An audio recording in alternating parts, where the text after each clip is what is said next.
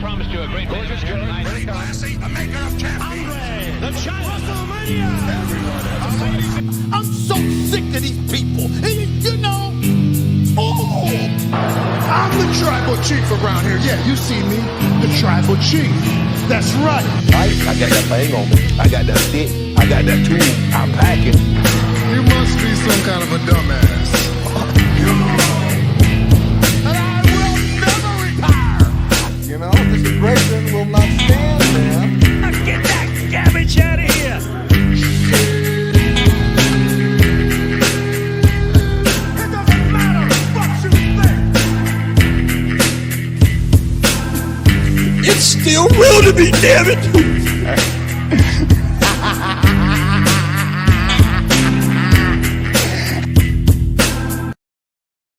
What is up, everybody? Happy Friday night. Welcome to another episode of Friday Night Review. My name is Metal Mike, and do not adjust your dials, your screens, whatever you're watching us on tonight. It's a little bit of a different crew here tonight.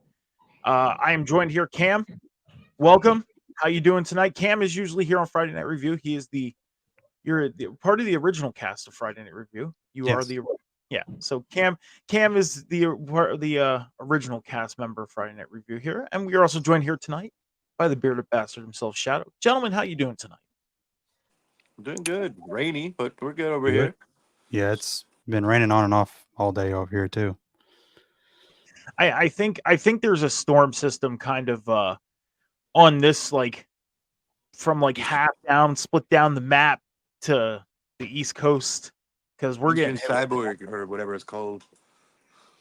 Yeah. So, but gentlemen, we'll move forward here. We've seen the Bloodline show up, and they went to the championship locker room, was what they're calling it. The locker room that Roman Reigns sat in for 1,316 days as champion, and they seen Cody Rhodes' American Nightmare sticker on the front, and Paul Heyman pretty much said, like, if we want to be in this locker room again, we need to get that championship back. Basically putting it out there. So, do you guys have any thoughts on what Paul Heyman said? Do you think he's alluding to anything? Maybe we might see Solo Sikoa maybe get a shot at Cody Rhodes at some point? I mean, that we could touch base on this segment a little bit after when we get to that other segment. Yeah, because we see the Bloodline a little later in the night. We do. Yeah. But I like that promo for what it was and the spot it was in. Yeah, and it was a good spot too. And you think of it, because Cody was just coming out. Cody was still basically out in the arena, so it's not like he was in the locker room itself. They were just walking in as he was getting done. So Kevin Owens keeping them out was hilarious. Yeah. Yeah, that was funny. That was. But yeah, we do see the Bloodline a little later on the night, and we'll get into that. We ended up having after a commercial break, Paul Heyman, Solo Sikoa, and Jimmy Uso coming out, and the Bloodline. Now, Paul Heyman was talking about everything that happened at WrestleMania, and yeah, I mean, I'm trying to think of a way to really get into this segment. Because this segment was everything we needed and more. It was. It was. But we'll get right into it. You guys want to talk about this segment? Give your thoughts. Go ahead. I'll let you go, Cam. I went a couple times already on you. Yeah, I thought this was great. Once again, Paul Heyman just proven why he's literally one of the best promos in the company. Yeah. And then you see Solo turn to him and he's like, wins and losses matter, right? So losses, rehashing the hallway thing earlier. Right. So losses should be punishable. And then he moves Paul Heyman aside and then he's looking directly at Jimmy. And I'm like, what is happening right now? Like this whole segment just took a turn. And I was like, what is happening? So then he embraces Jimmy. He's like, you're my brother. I love you. Yada, yada. And he walks away from him. And then he gets blindsided by a hooded person that we find out is Tama Tonga. Yep. Like, what is going on? And they just continue to brutally beat down Jimmy, obviously excommunicado from the bloodline, seemingly. So he even took the phone from that he communicates, that Paul Heyman communicates with Roman with, and he smashes that up. So I guess they're kind of splitting ways from Roman, seemingly, right? So I think this is perfect. I think this is setting up two different things. One, I think this is setting up Roman to when he comes back and when he's ready or whatever, they're setting him up to be a big baby face coming back, I right? agree. We're setting up for kind of this, this kind of faction war kind of thing, or he's like this internal war, right, within the bloodline. So setting up him to be a baby face, and then of course we are setting up, I would say, seemingly for Jimmy to then rejoin with Jay, and we get the Usos back together. So this is great. This is great stuff. Solo apparently calling the shot, seemingly like right now. Seem like he's calling the shots right now, and I think he's kind of just taken the name, the realm of being, tribal chief, head of the table. Yeah. So I guess Sol Sikoa is the new tribal chief, seemingly. So I like it. It's interesting stuff. I was Yeah. just sorry, Mike. Go ahead. And the brutal chair spot, setting Jimmy up in the corner with that chair and doing the hip bump, I guess is the easy way to call it, with the chair over his head. Basically, like you said, taking Jimmy out. And I agree with you. I think this is a perfect setup for the Usos to get back together, and we'll ultimately get a big tag match between Solo, Tonga, and the Usos. Which will be fire. I highly agree. I have a whole theory to that one too. But as far as Roman, I feel a little different. I think basically I have to see how he's going to be when we see him come back on TV. I think it's going to be a while before we see him. True. But me personally as a fan, I don't want to jump to any conclusion yet of how I think he's going, which way he's going to go. Could I see him being a big baby face coming back? Yes. With what you set up with Cam, with what you said, I can okay. I'll set up like this. I can see what? I can see You're Roman. just like about to reset. He had to rewind that shit. He's like, hold on. Yes.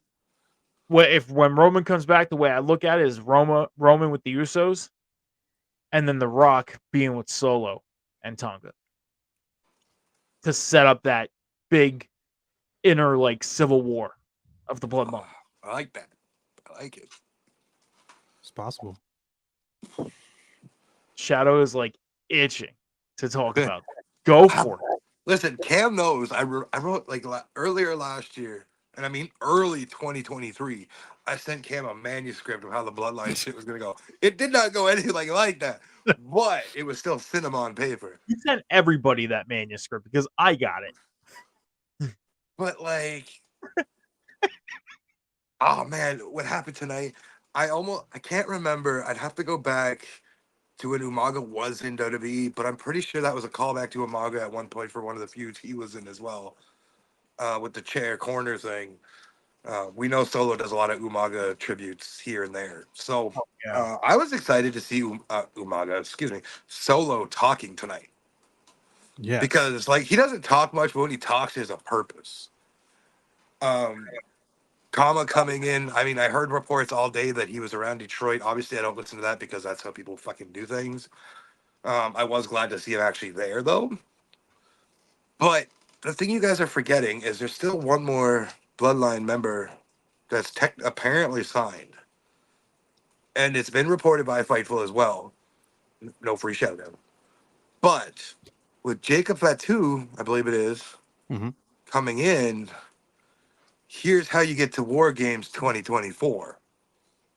Roman and the Usos, the big timers that left the family behind and went to WWE while everybody else worked their way up through the indies with Jacob, Solo, and Tama. Yes, Tama technically wasn't a big time promotion in New Japan, but they could play into the storyline. You left us behind, brother. You left us behind, Us. And then you have the three younger versus the big timers going into War Games 2024. Now, I War like Games, that. War Games is usually a 4-on-4 though. You So could do 3-on-3 or 4-on-4. Yep. okay. Yep. So Okay. a Bloodline rule kind of War Games 2024. You can enter, you can have The Rock in there, and I'm sure we can find someone else for Team Roman. Well, because I was gonna say, if they ended up adding a fourth, if The Rock was with Solo, with Solo and everybody, we see Roman, the Usos, and then Cody teams with them. That could be an element, yeah. It gets you The Rock and it gets you The Rock and Cody further down the line. Yeah. I like that, but like, I mean, I strongly believe that's our 2024 War Games match right there. that'd be crazy. I mean, dare I say, this is like, this is the forming of a feud of the likes of NWO Hollywood and Wolfpack, essentially. Yeah. Two different factions that derived from the same faction. So With that said, the Bloodline's red and black. You could just say it's the Bloodline white and blue or white and black. yeah, good, really good though. I mean, we've seen it throughout the past couple of years. They changed, like with their logos and everything like that. We've seen even just the color schemes change. So yeah, we could see it. We can see But one side of the Bloodline repping the black and red, the other side repping the black and white. for intensive purposes of booking this is for legal reasons. This is all just me talking. Um, Gotta say it like that. 2024 War Games, you could still introduce The Rock to it and be on the heel side. Yeah. There is still another younger member of the Bloodline that could still get signed. That'd be Zilla. And he could be with Usos and Roman. Because he's not really a terrible person on the indies. He's not a big heel on the indies, right? That If it I'm makes sense, do it. If it doesn't, I think what my original thought was is where this is headed. You want to make a staple that this is your era? That's one way to do it. Well, I'll say this. One thing I'm glad to see is we're not seeing the Bloodline just go away. We're going to see them on our TV in the future. It's not just like, Roman dropped the belt and that's it. We're not Yeah, going to that's it. It's over. It's done. Bye. No. Yeah. We're There's a not going to. whole new story beginning. And like Triple H said at the press conference, he's excited for this next chapter. I'll say this too. I think they even excommunicado from Paul Heyman. Yeah, I think Paul goes with Roman. Yeah. Well, there was that question. There was that question back even on Monday. We started at the beginning of the week, and the question was out there already. What does Paul Heyman do? And I said, I think he sticks by Roman's side. I don't think he leaves Roman. Yeah. I think he's still with Roman. And there's going to be more to talk about with this in a little bit because we had one more segment that involved the Bloodline tonight. But one more thing on Paul, though, too. If you do need to move him away from Roman, there's a young talent that's coming up on the roster that's not really good on the mic, in my opinion, and that's Braun Breaker.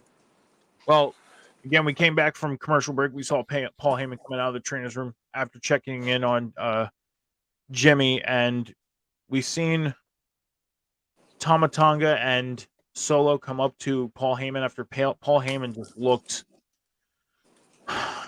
I'll say this: Paul Heyman looked like he just seen a ghost. You seen the emotion; his face was just dropped, and he looked scared. Do you guys have any more thoughts on everything that happened tonight with the Bloodline? Paul Heyman needs a Grammy. Plain and simple. His acting, Agree with aside from his promo ability, his acting is just A1. I mean, Plain even and he was simple. confused by Tama's by order of the tribal chief thing. He's like, what the fuck does that mean? It's like Paul didn't even know, like, hold on, did Roman really call for this? And He could have, right? We could be swerved. Like, could be. Could be. or, as Cam's alluded to, we could see a new tribal chief. The Street Fighter. We'll have to see next week and see if we get anything more of the bloodline. I'm sure we will, especially with this whole situation moving forward. Again, I'm happy that they didn't just say like, "Hey, Roman lost the title. Let's make these guys go away for a little bit." I'm glad we're going to continue seeing this story alone progress. It'd be interesting. It's definitely going to be. Shout out, you want to let everybody know where they can find you? Hey man, you can't find me anywhere right now. You want to check out my opinions and rants and random shit? Come over to see me on Twitter or X at that guy Shadow91. Other than that, I'm still on hiatus, but I wanted to make an appearance tonight and talk wrestling with these guys. So, with that being said, Cam, take it over, man. You can find me right here every single Friday night with Friday Night Review with our usual trio with me, Jamie, and Skiles, of course. And then this is the first time we've actually gone live for Friday Night Review for the last like 2-3 weeks. But anyways, we are back. But you can find me on our sister page on Rivet City Radio every single Monday night with the table spot immediately following Monday Night Raw with Metalcore Mike, myself, and of course, the Tiffany Stratton obsessed man, the Alpha Wolf Sean.